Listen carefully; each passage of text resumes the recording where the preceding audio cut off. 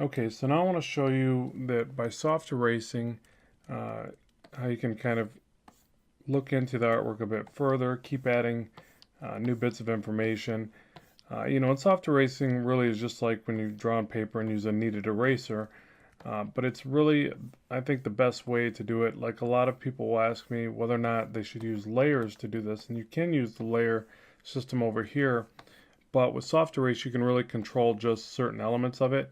And you can do that with masks down here, and we're going to be using those later in the course. But there's just a lot of reasons why the soft erase this way is highly effective. One of the reasons I really enjoy it is because since you are working like you would traditionally anyways, you're really not forcing yourself to only work in that one regard. You can always go back to traditional.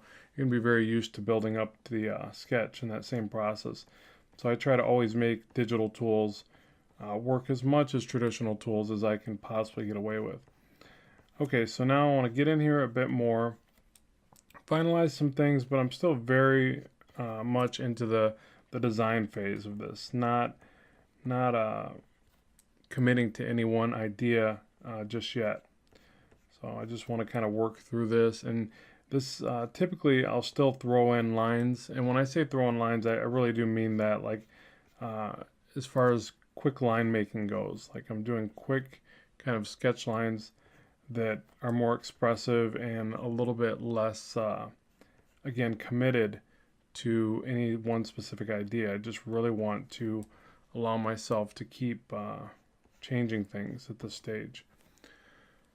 So I'm still not entirely happy with the way the arm's coming out. It's getting closer, but it needs to be a bit more dimensional. And as with the foreshortening, a lot of times it's really important to get just the right size relationship of the objects. So I think that's what still needs a little bit more work here, but I'll just keep pressing on and see what comes of it. One of the things that I tend to do is if I'm not getting something exactly the way that I want, I move to different parts of the illustration and come back to it. I feel like if you're really forcing yourself to keep drawing over something and you're not getting it, you're kind of wasting time, and you can actually um, get into a bit of frustration with that. Where if you move to something else, especially something that you're maybe a little more confident to in the illustration, and then come back, you might kind of mentally jog something loose and be able to work past it. At least that's what tends to work for me, anyways. So I'm going to start hinting towards placement of the eyes and the mouth and all that, but still not really ready for that. Just kind of throwing in little bits of detail as I move forward.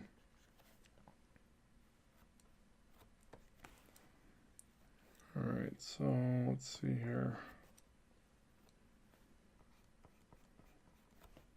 Now, one of the really neat things about digital, obviously, is this the ability to grab certain components of the artwork and move it so quickly, and use things like mesh transformation inside of Manga Studio here. Um, but just simply being able to grab and scale things can save just a tremendous amount of time, and we'll be doing that as well real soon here. So I try to change as much as I can by just nudging the lines, and when I say nudging them, I mean basically just drawing to either side of the line, pushing it back and forth, and then using the soft erase to re restart the process over and over again until I get it right.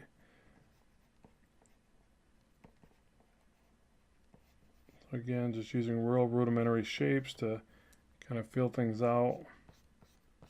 Show some segments in the armor there. So I want this very kind of detailed armor with lots of little segments, lots of cool areas to add digital paint effects to. So that's what you see me doing here when I'm drawing these little breaks. I'm trying to figure out where the armor would go, where it's going to segment, things like that. How many little overlaps I might want for any given part of the armor.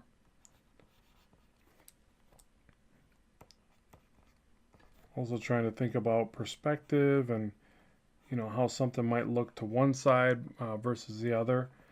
So I'm always trying to condense down certain parts of it to make it look like it's receding into space.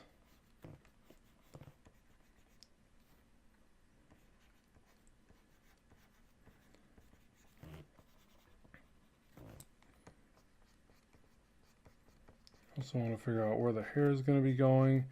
Probably have just a little bit of it coming in front of the neck. So again, like what I was saying about overlapping shapes, you really want to do as much of that as possible without it looking forced. And actually the hair wouldn't be on this side of the cape, would it? Because those small bits of overlap really do a lot for pushing some depth into the illustration. And I have her wearing some kind of centerpiece with probably a gem or some kind in there. And I think I want the head just a little bit bigger. So again, this is where just grabbing parts of the illustration and using Command T or Command Shift T, but Command T will give you a scaled proportion. And I also want to move the neck around like that, play with the tilt. Just constantly editing things like this, especially in the early stage like this.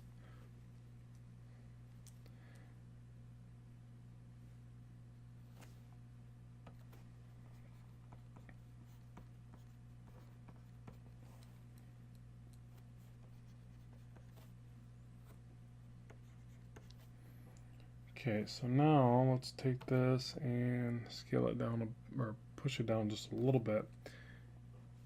And I want to go ahead and I feel like the arm is too far up for the perspective I'm looking at. So I'm actually going to just soft erase this or erase it all back, maybe even all together, and just start fresh. So I'll do that as well. Obviously, if there's something I just cannot save and it's not looking right, I'll just start fresh. So I want the arm to come out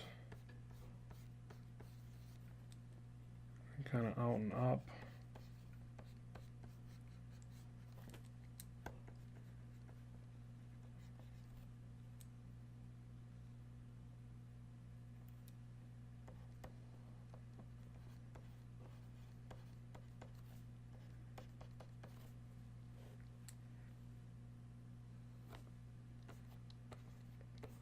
And a lot of times you got to think too, whenever you place things like armor and that in the way, you got to think about what the body looks like under there, and that can be tricky to do.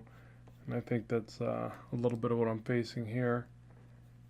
But again, I'll just kind of keep pinballing around until I get it. So it's never an issue of not getting it. It may be an issue of how well do I get it to convert to what I'm looking for. But one of the things is once you start doing more and more professional illustrations for client work, is you realize that you can't just simply walk away from it. Not if you expect to get paid and make a living, obviously. So what happens is you just really force yourself to think about it and go, okay, I got to get it done. So what do I do here? Where if you're just drawing your own stuff, it becomes very easy to not think that way and just say, well, I really didn't want to draw this anyways today, and then move on to something else. And you really have to not do that, especially if you're, going to work in any type of capacity. You have to really nip that concept in the bud because it can definitely hurt you.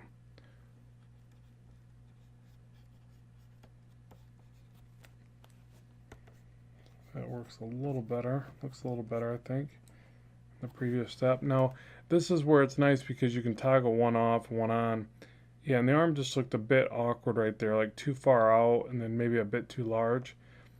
So now we're to here where it looks a little bit better in a foreshortened pose.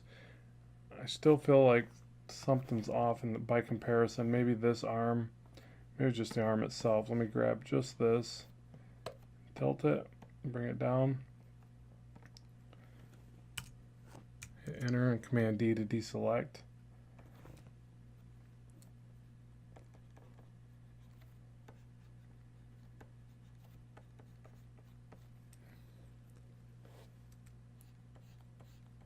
And a big thing with getting the face right, we'll talk about this later as we progress through this, but is really just making everything look as if it's pointing upward. So sometimes the jawline can just be as simple as making it a bit more flattened out on the bottom line, and even less of a line as it does this. But it's getting the features to look like they're pointing up and then moving them up onto the face a little bit higher. Seems to be the real trick with this type of pose. And I think we're almost there. We got the foundational information's a lot closer. It's a lot more in place. So now we'll just go ahead and make another version of this step right here. We'll drag this down, call this step 3.